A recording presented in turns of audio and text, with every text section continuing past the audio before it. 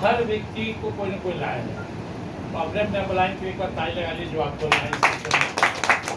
अरे जैसे कोई शायद ही छोटा बच्चा होगा जो कहता होगा मम्मी स्कूल भेज दो, बचपन में आ जाता है देखा नहीं कि भाई बोले कि पढ़े पढ़ता तो कहता हम नहीं जाएंगे, फिर वही बच्चा जब पढ़ाई का महत्व समझता है तो पढ़ने लगता है। तो हमारे सीनियर भी काफ़ी प्रयास किए थे, लेकिन जब लॉकडाउन आया तो हमको समझ आया कि हर व्यक्ति का जीवन में सोर्स ऑफ इनकम कई होना चाहिए। किसी कारण से एक बंद हो जाए तो दूसरा काम है। हम लोग क्या करते हैं, एक्टिव इनकम पर, जो एक्टिव इनकम उसी पर निर्भर रहता है, और किसी कारण वो घबरा गया तो फिर क्या होगा। हमारे समलेश सर कहते हैं पहले समलेश सर के लिए वीडियो चैनल हुआ, वो कहते हैं कि अगर आपके बदौलत घर में पैसा आ रहा है तो बड़ा खतरा है, क्योंकि जिस दिन आप घबरा गए तो आपका पैसा रुक जाएगा। पैसा हमारे सिस्टम से है। तो जब यहाँ पे हम लोग 600 प्लस बच्चा हम लोग पढ़ा रहे थे, 1000 का टारगेट था, हॉस्टल में काफ़ी बच्चे थे। लॉकडाउन आया तो क्या हुआ, जिनके यहाँ 10,000, 5,000, 20,000 बाकी था पहले उगाए हुए, धीरे धीरे संख्या घटना शुरू हो गया। तो हमारे पास कई ऑप्शन था। हमारे गुरु भाई हमें ग्वालियर भेजे तो वहाँ 1200 बीघा हमारे गीता घाट का जमीन है, वहाँ गुरुकुल शुरू कीजिए। मुझे लगा कि जब भगवान ने मुझे मसौढ़ी में पैदा किया तो छोड़ना ठीक नहीं, क्योंकि मैं यहाँ से जाने के बाद फिर आना मुश्किल था, फिर वापस आता नहीं, और भी कई ऑप्शन थे मेरे पास। तभी आज से मेरे जीवन में आया और मेरा कंसेप्ट बहुत जल्दी क्लियर हो गया। मेरा जो विजन था वो बहुत जल्दी क्लियर हो गया।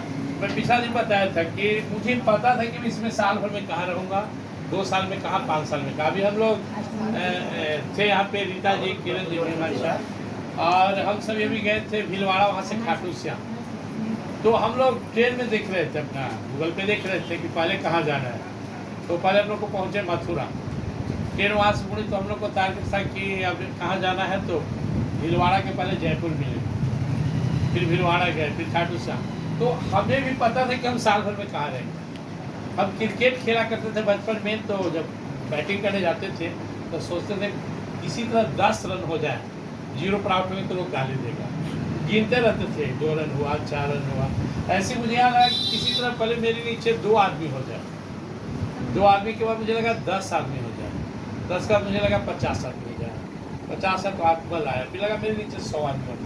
और मैं आपको दिल से बता रहा हूँ, 2 आदमी ढूंढना भी मेरे बहुत मुश्किल था, किसको बताऊँ, क्योंकि जिसको तेज समझता हूँ वो ज़्यादा तेज है, आ ना पा रहा है, और जिसको भोंद था उसको लाना नहीं चाहते थे, भोंद को हम जोड़ना नहीं चाहते थे, तेज को समझा नहीं पा रहे थे। लेकिन मेरा कॉन्फिडेंस था कि हम इसमें सक्सेस करेंगे। धीरे धीरे पहले 10% ऊर्जा लगाया, फिर 20%, जैसे ही अंदर से खोलने लगा, मैं उबलने लगा। आज भी मेरा उगलाहट ये है कि मैं लगभग 12-1 बजे सोने के टाइम में 5 आदमी को अपना मैसेज छोड़ता हूँ, और सुबह उठने के बाद फिर आश्रम शुरू करता हूँ। तो मेरे अंदर एक आग था, मैं रिस्क भी लिया। स्कूल कहा बेटी को कि तुम अगर संभाल सकते तो 1-2 साल संभालो, फिर तो उसको छोड़ो, अभी तो तुमको, हमको भी टेंशन प्रेशर होगा, लेकिन बस 2-3 साल के बाद पैसा के लिए मेरे आने वाले खानदान को काम करने की आवश्यकता नहीं है। हाँ, जो मेरे बेटा को, जो मेरे पोता को। और ये बीच में मैं एक काम और किया, मैं गाँव गया और वहाँ पौधा लगा दिया। अभी सब पौधा 30 फीट 40 फीट का है, और अगला यूनिट फिर लगाने जा रहा हूँ, 10 दिन के अंदर दूसरा खेत में लगा रहा हूँ।